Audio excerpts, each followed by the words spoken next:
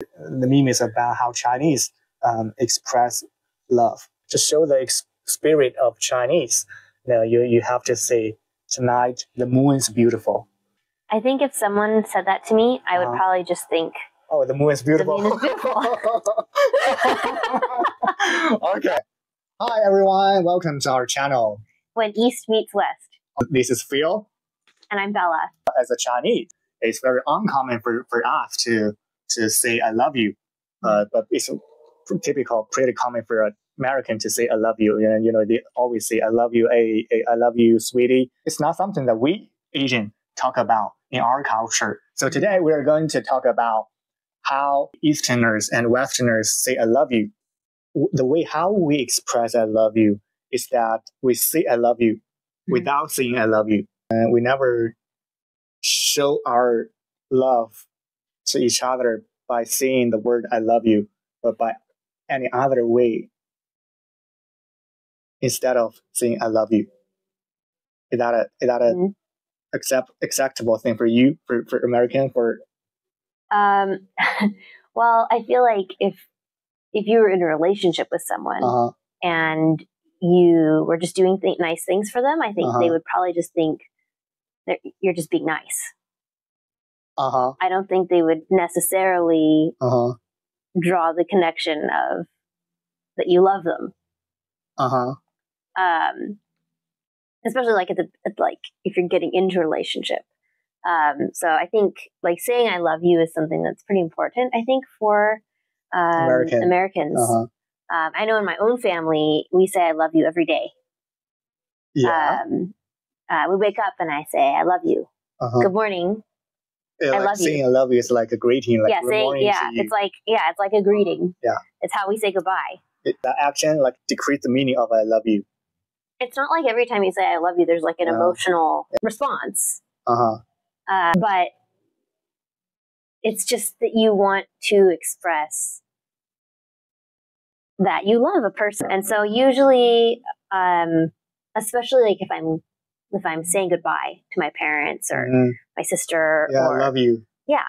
When and so we often say that you want the last thing that you say to a person to be I love you. Because you don't know what's going to happen when you leave the house. You might not come back, right? And so it's like I love you means like a farewell. Yeah, and so it's like I've left the house without saying I love you, and I feel compelled sometimes to come back and say, "Yeah, I forgot to say I love you." Yeah. I don't think all Americans are like that. My family in particular is especially communicative about saying I love you. So not all families probably say I love you as much as my family does, but I would say that my family wouldn't be considered like strange or anything like that, and that it would be pretty, seen as normal. Yeah. Yeah. What if someone doesn't say I love you, which you probably think them don't love you? Well, we like to say here that if you don't say it, then I don't know. You don't know. You just cannot feel it. You just cannot. You have to touch it. You have to just communicate. No, well, what you like with your words. With the specific words. Yeah.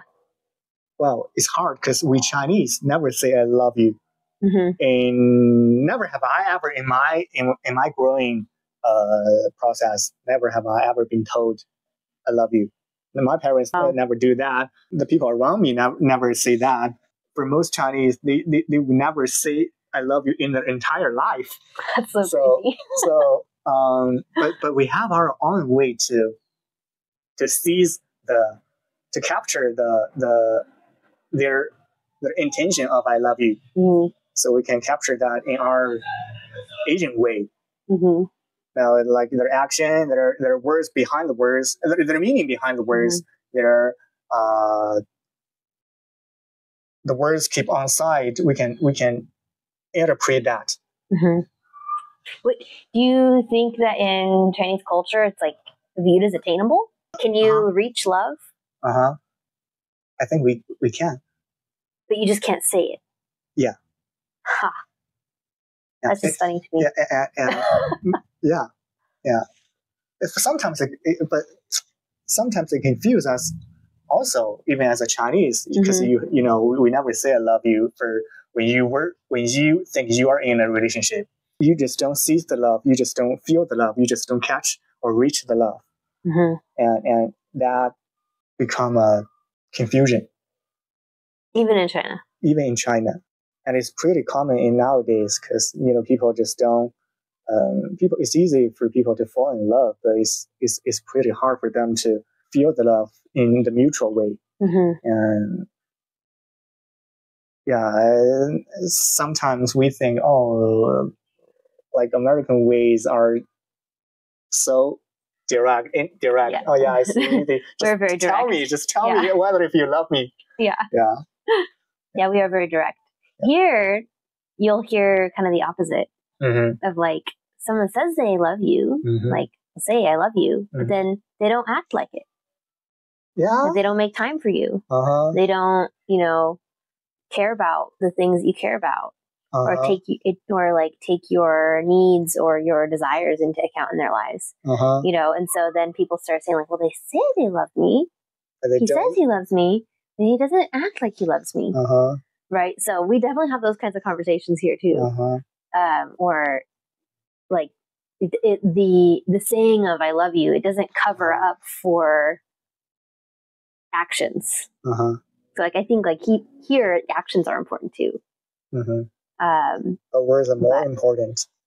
I think they're just both important. We don't. You cannot say I love you. We don't withhold saying I love you. We don't see a reason to withhold saying I love you. Especially like within families. Like if you're dating someone and like saying I love you for the first time is a big deal for couples.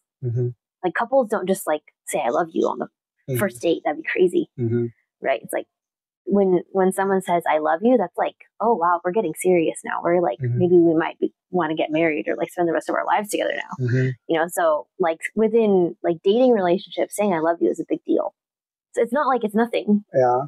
And sometimes like women will start to feel very insecure if they've been with someone for like, a long time and he's never said I love you. Then she's like, oh, what are we? Right. So, it's important, but it's not everything. Like you have to, and that's why I think this book, called, The 5 Love Languages is super popular here because it's like helping people bridge the gap between words and actions. Saying like people have their different interpretation of love.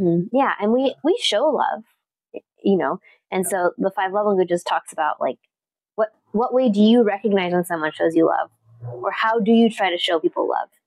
And the idea of the book is that people have different ways of showing and receiving love. So for some people, it might be words of affirmation. For another person, it might be acts of service. For another person, it might be gifts. So my sister, she shows people that she loves them by giving them gifts. And I'm terrible at giving gifts. I don't think to give people gifts. I want to like cook for you. Or like, or like, do something nice for you, So like I made like a little, when my sister was having a hard time, I made like a little treasure hunt with like little sticky notes with like encouraging messages. Okay, like like little notes with encouraging messages on them. I want to like do things for people. My sister gives gifts, and like last year she told me, like it really matters to me that people give me gifts. Like I'm always giving people gifts, but no one gives me gifts. Give her back. So I was like, wow, I need to give her more gifts because I know that's how she shows love, but I didn't realize that it was so important for her to also receive it that way. So I think that in America in like recent years, like the last decade, we've had like a really, like everyone talks about it. It's like a first date kind of conversation that people have. What's your love language? How do you show love? What's your love language? How do you receive love? For me, I like to give love through acts of service. I like to receive love through words of affirmation. I'm also very physically affectionate. Like my family is very physically affectionate. We always are hugging each other. Yeah, hugging is not a Chinese thing. Yeah, so I've come from like particularly in American culture. I'm half Mexican, so Mexican families are very, very physically affectionate. Everyone's always hugging and kissing everybody. Kissing cheek. Yeah, kissing, of course, on the cheek. Yeah. So that's kind of for me, and that's like a conversation that a lot of people like to have here. Wow. That's easy way. I wish we have that easy way in our culture, because it is very, very, very famous. Not famous. It's very popular. It's like a joke or a meme in China. The meme is about how Chinese express love in our Chinese way. So there is an author, pretty reputed author. He teach English in his class, and he just asked his students, so how do you say I love you? How do you say I love you in Chinese? So the students just say, we say 我爱你, which means I love you in Chinese. No, the author say no, you should not say that, because to show the spirit of Chinese, you have to say, tonight the moon is beautiful, and that's how we say I love you. And it's pretty common for Asian to get the feeling or emotion behind the sentence. Oh, tonight the moon is beautiful, and all the students were like, oh yeah, that makes sense. That definitely makes sense. But in some degree, they can feel the unspoken word, unspoken feeling behind the sentence, instead of saying I love you. Can you feel the same way? I think if someone said that to me, I would probably just think, oh, the moon is beautiful. The moon is beautiful. Okay. I think it would have to be quite a severe situation for that kind of translation to be made in my brain, Like, I can imagine... You would never think about, why would he say that? Two estranged lovers who haven't been able to communicate with each other for a long time and are now like struggling to say the words that are really on their heart, and they really just can't get the words out, and so one of them just says like, the moon is beautiful tonight, because they just can't bear to say anything more. They don't know how, and so they just can't, and so they just say something else that in my mind is unrelated. But the history of the pair, like the history that they share, and maybe the way, the whole circumstance of the situation might I could see that, but it would have to be like almost a tragedy, like the end of a tragic play or something, where that would be understood.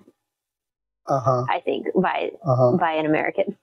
There's actually a song about this. What? About in a Disney movie called Enchanted, and the whole song is it's titled "How Does She Know You Love Her?" How does she know you love her? Yeah, and then it lists all the different things that he could do. So, like, do you give her flowers? Do you like write a little note to tell her that she's on your mind? Do you like do all of these different? Do you take her on a picnic? Do you take her to a ball? Do you do all these like little things to show her that you love her? And then what we do? We can do all the same thing. Yeah, we just don't say the word "I love you." So, I think here both are important. But the actions might not be recognized properly if you don't have the words as well. Does that make sense? Because we Chinese, we Asian are more subtle when we say I love you, we always use metaphor to say, yeah, I love you. You cannot, you just feel it. You just recognize it without being told I love you.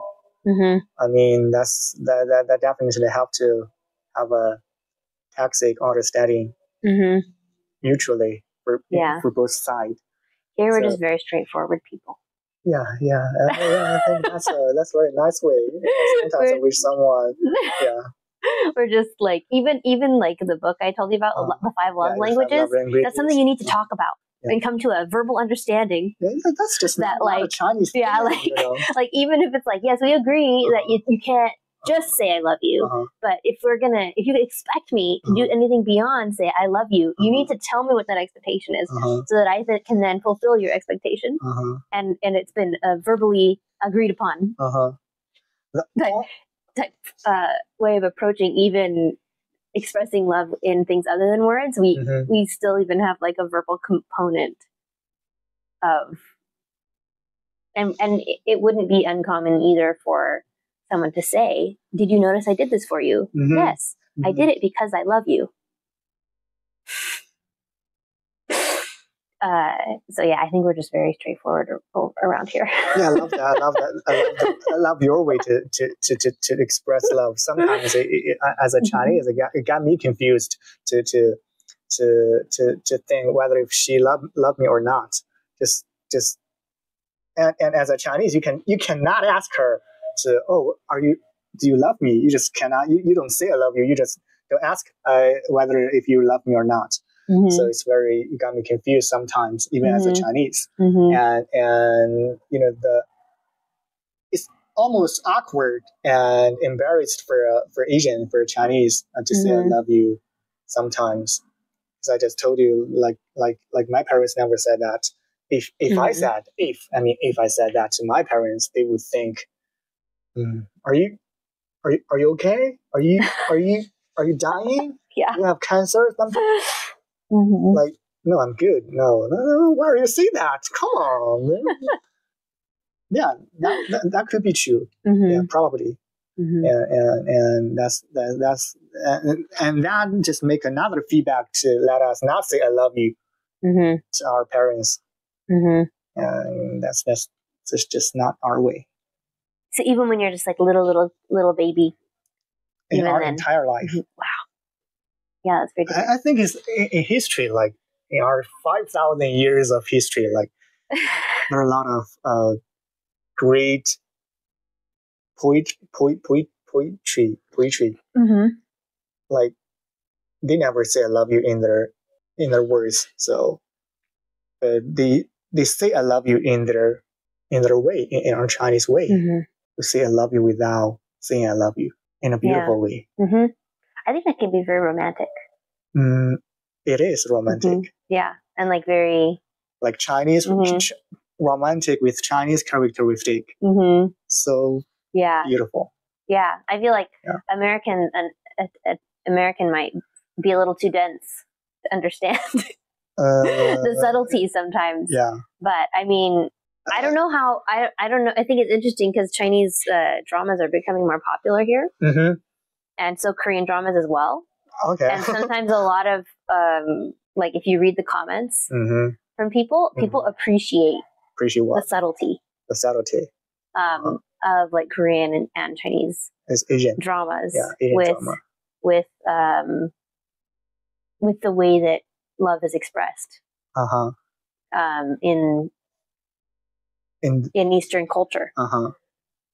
And they find it like very engaging to watch. And a lot of people like say that Hollywood doesn't know how to make love stories anymore. And so a lot of people are going and watching like Asian television and because they like the love stories specifically. So that's kind of like an interesting layer to this, like when East meets West and how we kind of like understand love. Yeah. So I think and the expression of love. Yeah. The more you understand how the way we express our love, the more you can feel the love we're trying to express to you. Yeah. Mm-hmm. I heard that there is a research in the States that. Oh, yeah. So there has been some research done because we have sadly a very high divorce rate in the United States. And so a lot of people are trying to figure out why and how can we prevent it. And so someone did a study on saying I love you in a relationship, and they found that the more you say I love you, the less likely you are to get divorced. Mm-hmm. And so that's interesting. Yeah, it is. And so I think it might show that saying I love you is an actual expectation. And if you're not fulfilling that expectation, then you're in trouble. Yeah. So yeah, interesting. Yeah, I think that research doesn't apply with Chinese because we never say I love you. Yeah. We have we also have a pretty high divorce rate nowadays. Oh, really? Yeah, people just find hard to keep the marriage. It's easy to fall in love, but it's pretty hard to keep the marriage. Yeah, I think at the end of the day, like, love is very foundational for our relationships with each other. Love is the foundation. It is the foundation of our relationships within our families and even outside of our families. And even the interactions you have with strangers can be informed by love. And so that if you treat people with love, you're going to have better, healthy relationships. And the way that we express that and share that with each other, depending on like the culture that we grew up in and the country that we grew up in, might be different. But it doesn't make it like less valuable and important. And I think that if we can see and we can look and learn from like different cultures and the way love is communicated and expressed, I think we can actually like have a richer vision of what love is, and how powerful it is in our lives. And it's common for girls to say I love you to another girl, but it's not. Yeah. Do American guys say I love you to another American guy? It happens, but it's not common. They can do it in like a very kind of like joking way. Oh, joking way. Yeah. Like what? Like I love you, man. Like, oh yeah, that's and then like pound each other on the back, that kind of thing. Girls will like say I love you as they're like saying goodbye to each other, but guys don't usually do that. No. Yeah. Although these days it might be becoming more common. I'm not sure. Okay. So Bella, how do you think love? What do you think the definition of love is? In American style? I don't know. I think that's a topic that's kind of up for debate for a lot of people. You say I love you to everyone. Americans say I love you to everyone. I think a lot of people think of it as a feeling. Yeah. But for a Chinese, we even if we want to say I love you, we only say to a specific group of people, which is parents, lover, maybe siblings, like with who have the healthy relationship with us. But we never say I love you to someone like you do, who's like outside of your family. Outside our family, outside our. Yeah, I mean, I would say that's pretty rare here too. It's very common to say I love you to your parents, children, siblings, grandparents, like your family, aunts, uncles. So everyone in your family is very common. A like spouse, of course, boyfriend, girlfriend, that's common. Anyone outside of that circle, it's pretty uncommon for people to say that to friends. If you say that to a friend, at least for me, if I say that to a friend, I'm almost saying like you're like almost to the level of family for me. Not everyone is like that. There are people who kind of are more like loose with saying I love you. For me personally, I'm not that loose with saying I love you. I keep it for like my closest friends. There's maybe 3 or 4 people in my life that are not in my family who I would say I love you. So you don't say I love you in a party to someone you just get to know. No. No. Yeah, I love you guys. I mean, you can say it to a group of people, I love you guys, like there's like 20 people in front of you, or like a whole group of people who maybe like, put on a birthday party for you or something, like, oh, I love you guys so much, thank you so much for, whatever. You just like want to just be nice to them. You don't need that. You literally love them. You should love everybody, right? Yeah, so, that's true. But like, if you're just like, like acquaintance, you wouldn't say that to an acquaintance. Like you have to be like, there has to be like a certain level of closeness, so I say like, I have a friend who I've known since she was like in 5th grade. And I tell her I love her. And we're like best friends. We share like everything together. Right. So like, there's like maybe like 4, maybe 5 people who are outside of my family who I would say, I love you. When we say goodbye. Say goodbye. But I love you. But it's not like just anybody who makes it into that. Yeah. So it's like, it's not that common outside of family, I would say. It's not like unheard of, but it's not super common, I would say. Yeah. But I feel like a lot of people think of love as a feeling. The problem is that feelings change. Yeah, feelings change. Right. And love isn't supposed to change. Love is supposed to be forever. Yeah, forever. A stable thing. Yeah. And so love is patient. Love is kind. It's not envy. It's not boast. It's not proud. It is not rude. It's not self-seeking. That's really important. It's not self-seeking. It is not. It doesn't envy. It always puts the needs of the other person in front of your own needs. Like that's real love. And very difficult for us to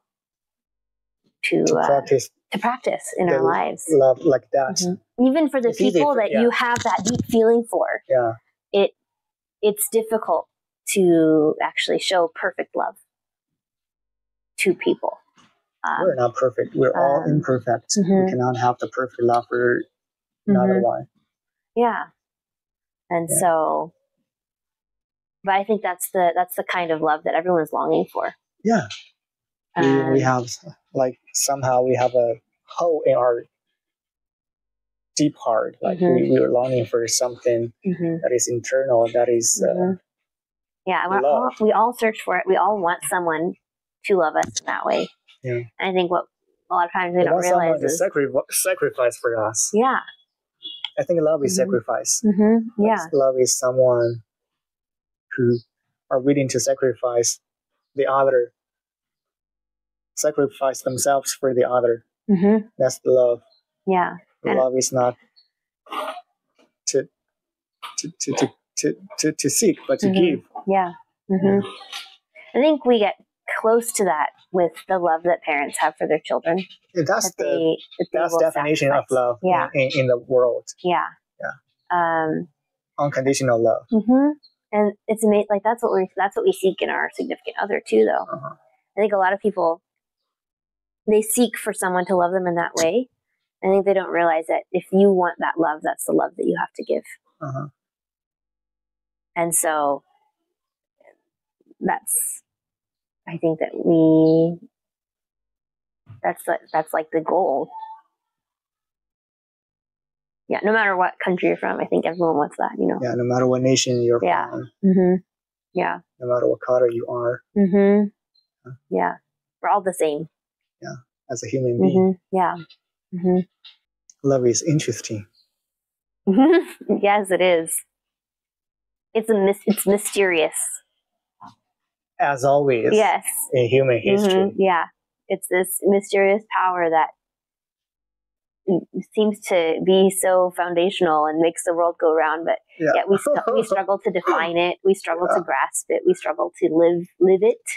Yeah, we struggle to have it, and because you cannot give someone love, give someone something you don't have. Someone don't have love, but they wanted to give it away, but you don't have love. How come you can't give it away? Yeah. All right. So this is one of the most famous love poems in the English language. It's a sonnet. It's Sonnet 116 by William Shakespeare. It says, "Let me not to the marriage of true minds admit impediments. Love is not love, which alters when it alteration finds, or bends with the remover to remove. Oh no, it is an ever-fixed mark, that looks on tempest and is never shaken. It is a star to every wandering bark, whose worth's unknown, although its height be taken. Love's not time's fool, though rosy lips and cheeks within his bending sickle's compass come. Love alters not with his brief hours and weeks, but bears it out even to the edge of doom. If this be e'er upon me proved, I never writ, nor no man ever loved. That's Shakespeare's definition of love. Like you said, it doesn't change. That's like his whole point of the poem is love does not change. It doesn't alter. It doesn't move. It's not shaken. Even if you go to the edge of doom itself, it won't change. Thanks for watching and tuning into When East Meets West. Be sure to subscribe and stay with us for more insights into Eastern and Western perspectives. See you next time.